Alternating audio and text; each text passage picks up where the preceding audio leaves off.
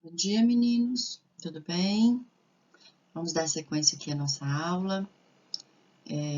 Hoje é a última aula de introdução, tá? Nós estamos há um tempo, né, na introdução. E vamos prosseguir agora. Vocês já estão feras, né, na introdução. Quem tem feito aí, eu vi que melhorou bastante, então nós podemos prosseguir. Eu trouxe aqui mais um modelo, né, mais uma ideia para vocês perceberem aí como fazer uma introdução, né? Para quem assistiu aí Jogos Vorazes, eu adorei, assisti todos três e amei. E trouxe aqui um tema, ó, o poder de manipulação das mídias na política brasileira. Então, qual o poder que a mídia tem? A mídia, o que é a mídia? Rádio, jornal, televisão, programas, redes sociais, tudo que envolve, né, comunicação é mídia. Como que essa mídia manipula o eleitor, ou as pessoas, ou a sociedade na época da política? Esse é o tema, né? Então, eu preciso aqui de dois argumentos para dizer, para defender meu ponto de vista. Primeiro, o tema está dizendo o poder de manipulação das mídias. Então, ele já está afirmando que há um poder de manipulação. Eu preciso agora trazer argumentos para comprovar que há essa manipulação, ok? Aí aqui eu tenho uma sinopse do filme, para quem não assistiu, né? Só um resuminho bem pequeno do filme. E aí vamos ver então como que ficou a introdução. Vamos lá. Na célebre trilogia Jogos Vorazes, de Suzanne Collins, o estado autoritário de Panem contém os motins populares por meio da repressão e da realização dos chamados Jogos Vorazes. Ponto. Já tá bom, né? 3 linhas, tá ótimo um período. Vamos fazer outro, né?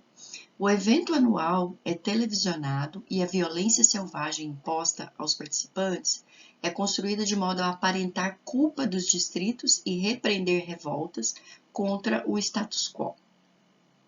Paralelamente, bom, então até aqui, nesses dois períodos, eu só estava mostrando ao leitor a parte do filme que eu quero, que é a parte que eu vou usar, não é? Para contextualizar com o meu tema. Então, nos Jogos Vorazes, eu mostrei aqui que nos Jogos Vorazes, os líderes usam os jogos para manipular a população, para manipular as pessoas, né? Então, vamos lá. Paralelamente, a propaganda política é um grande mecanismo de manipulação midiática no Brasil, que usa de fake news e efeitos emocionais para alienar os eleitores. Então, veja, os dois primeiros períodos é o repertório sociocultural. O último período, eu apresentei o tema e apresentei os meus dois argumentos todos em um período só.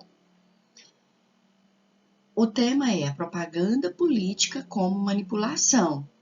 Até a vírgula é o tema. Depois, que usa fake news, argumento 1.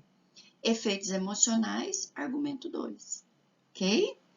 Então, tá aí os 3 elementos da introdução, que são tema, tese, 2 argumentos.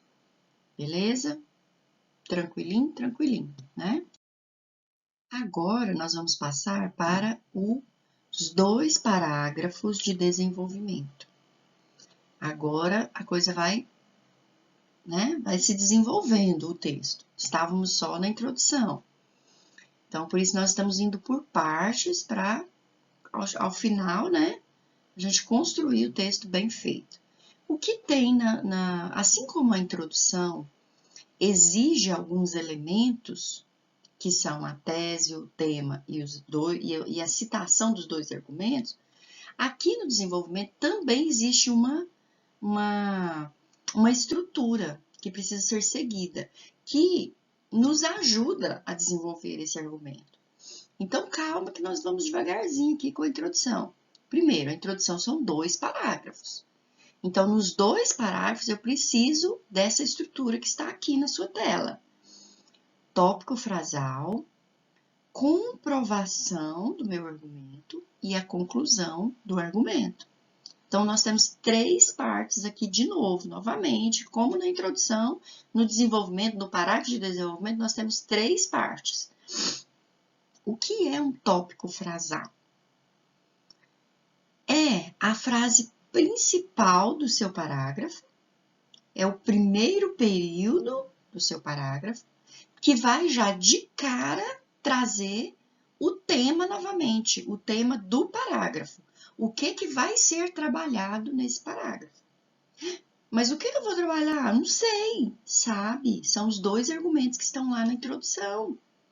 Então, por exemplo, se eu falei aqui nesse parágrafo anterior que nós acabamos de ler, que um dos argumentos é a fake news, então aqui nesse tópico frasal eu vou reafirmar esse argumento, vou falar de novo, só que com outras palavras e vou abranger um pouco mais, vou explicar um pouco mais. Ponto. Passo agora para o próximo período, que é a comprovação do meu tópico frasal.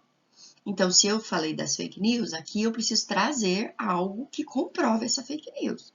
Então, por exemplo, como aconteceu, exemplo disso o quê? Do que eu falei no tópico frasal, é o que aconteceu nos Estados Unidos, nas eleições de 2018, em que algumas fake news contribuíram para que Donald Trump ganhasse as eleições.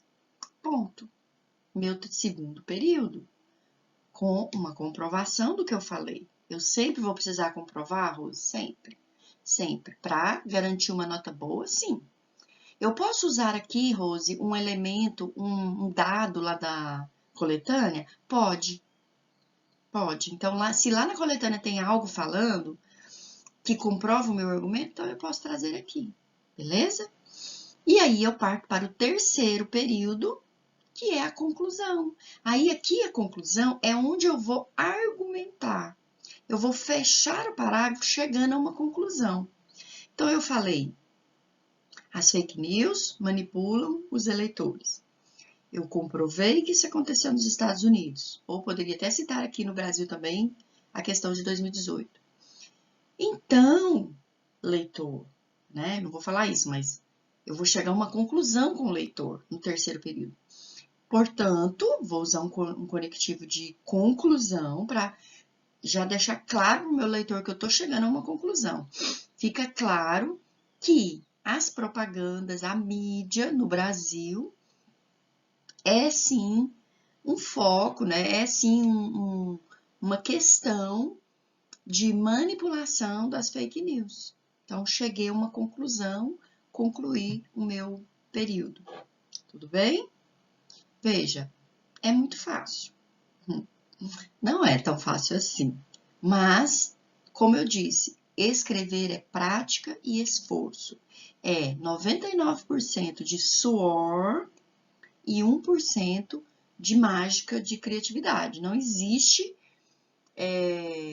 uma coisa pronta, mágica na escrita. Não, escrever é escrever, escrever, escrever, até eu aperfeiçoar a minha escrita, ok? E nós vamos chegar lá, tá bom?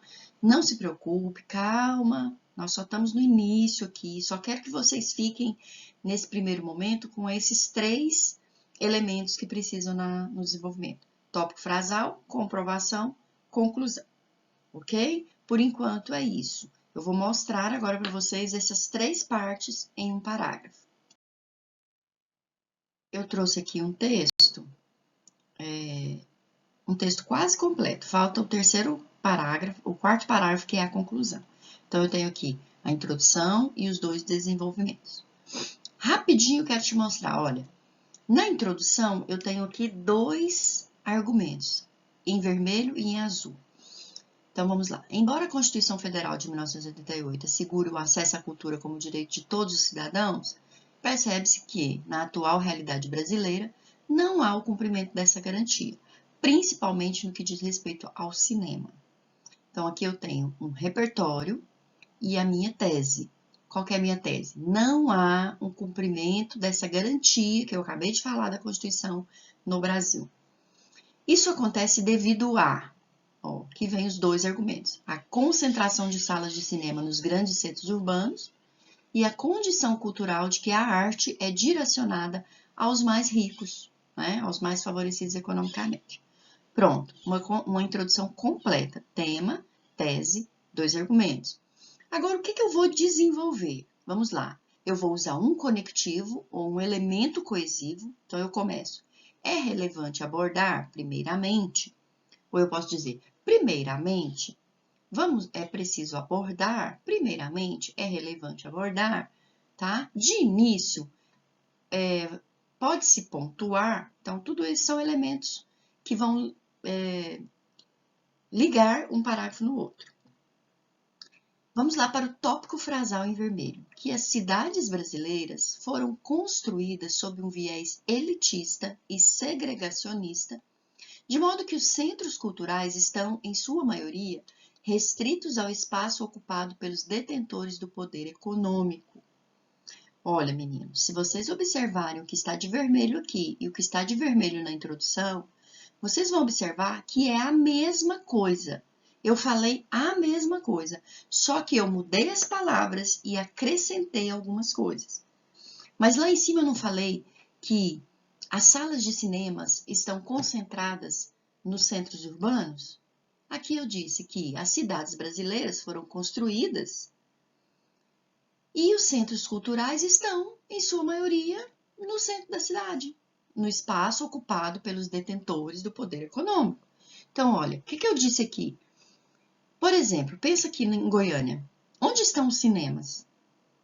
Estão lá na periferia? Estão lá no Mato Germana? Está lá no Urias Magalhães? Não, os cinemas estão dentro dos shoppings. Onde estão os shoppings? Nos setores mais elitizados. Onde estão os teatros? Tem teatro lá no Mato Germana? Tem teatro aqui no meu setor, no Faisalville? Não, o teatro está lá no centro. Então, é isso que o argumento está dizendo. O 2, veja o azul. Condição cultural de que a arte é direcionada aos mais ricos. Então, veja, a concepção cultural, até repetir a palavra, de que a arte não abrange a população de baixa renda, ou seja, o pobre. Isso é um fator limitante para que haja a democratização plena da cultura e, portanto, do cinema. Então, lá em cima eu falei que as pessoas pensam que é culturalmente pensado que o pobre não precisa de arte. E aqui embaixo eu falei a mesma coisa. Então, esse é o meu tópico frasal. O que eu vou fazer? Eu vou repetir os meus argumentos de forma mais abrangente e mais explicada. Depois eu venho, você vai ler aí, depois eu venho com a comprovação do que eu disse. Eu uso o livro Quarto de Despejo, né, da Carolina de Jesus. Se você não leu esse livro, leia, é maravilhoso, vai te dar muito repertório para você escrever. E trouxe aqui um dado que estava na coletânea, ok? E depois eu concluo o parágrafo. Então, isso aqui são os parágrafos de desenvolvimento. O que eu vou fazer? Vou desenvolver o que eu falei na introdução. Então, é isso por hoje, tá? Só passar um melzinho mesmo em vocês, para vocês já irem pensando no desenvolvimento. Semana que vem tem prova, nós vamos trabalhar só a introdução, tá? E vocês vão se sair bem com certeza, tá bem? Beijinho, até a próxima, se Deus quiser. Beijos e queijos.